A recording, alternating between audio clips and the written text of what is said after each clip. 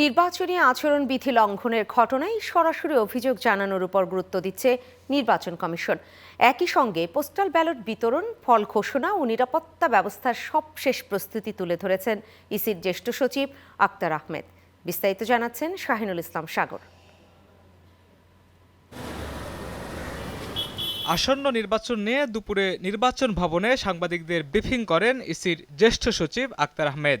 এ সময় তিনি কোথাও নির্বাচনী আচরণবিধি লঙ্ঘন হলে নির্দিষ্ট জায়গায় লিখিত অভিযোগ জানাতে ভোটার ও প্রার্থীদের পরামর্শ দেন। আমাদের যে ব্যুরোক্রেটিক চ্যানেলে এটাকে পাঠাতে 1 থেকে 2 দিন সময় লাগে, সেই সময়টুকুতে দেখা যায় যে ওইটার গুরুত্বটা ডাই ডাউন করে যাচ্ছে এবং আপনাদের মনে একটা প্রশ্নই থাকতে পারে যে আমরা কি কোনো কাজ করছি না। আসলে এটা দৃশ্যমান হয় না। বিদেশে আচরণবিধি লঙ্ঘন প্রসঙ্গে ইসি সচিব বলেন, পোস্টাল ব্যালটের মাধ্যমে ভোট দেয়া প্রবাসীদের আচরণবিধি লঙ্ঘনের দায় ব্যক্তির নিজের।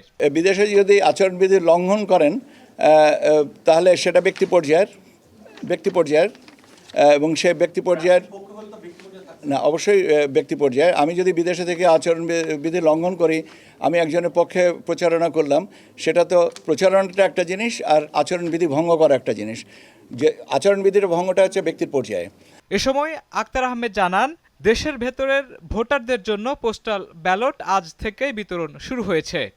গণভোট এবং সংসদ নির্বাচনের ভোট আপনি বলছেন একসাথে গণনা হবে, তো ফলাফলের কি একসাথে দেওয়া হবে?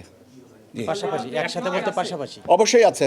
নির্বাচনে নিরাপত্তা ও স্বচ্ছতা নিশ্চিত করতে এবার 25 থেকে 30,000 পুলিশের বডি ওয়ার্ন ক্যামেরা ব্যবহারের কথা জানান ইসি সচিব। পাশাপাশি প্রায় 16,000 বিএনসিসি সদস্য ভোট কেন্দ্রে শৃঙ্খলা রক্ষা ও ভোট গণনায় সহায়তা করবে বলেও জানান তিনি। 25,000 থেকে 30,000 কেন্দ্রে বডি ওয়ার্ন ক্যামেরা। এদিকে নির্বাচন কমিশন জানিয়েছে, আসন্ন ভোট পর্যবেক্ষণে মাঠে থাকবেন 55,000-এর বেশি দেশি পর্যবেক্ষক। শাহিনুল ইসলাম সাগর, চ্যানেল 9, ঢাকা।